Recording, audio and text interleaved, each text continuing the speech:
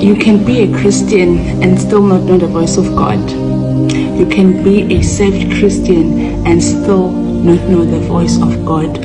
You can be a serving Christian. You can be a ministering Christian. You might be preaching the word of God. You might be in the worship team. You might be a worship team leader.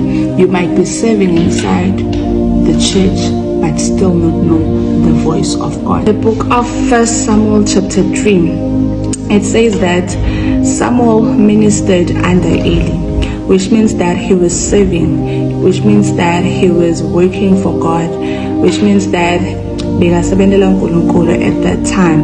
And in verse 7 it says that yet Samuel did not know the Lord, and the word of the Lord was not revealed to him.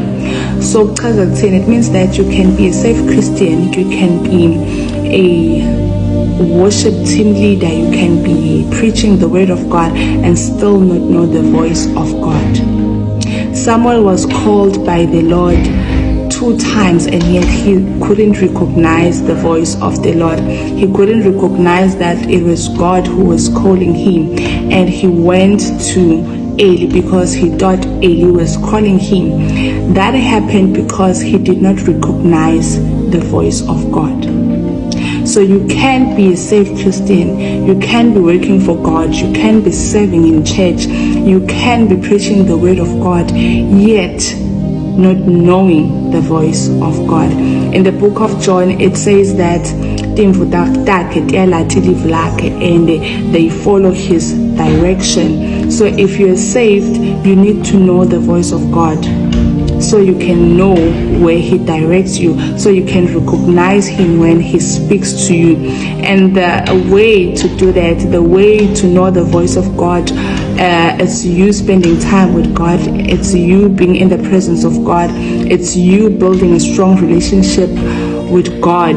It takes you to make time for God, spend time in prayer, read the word of God.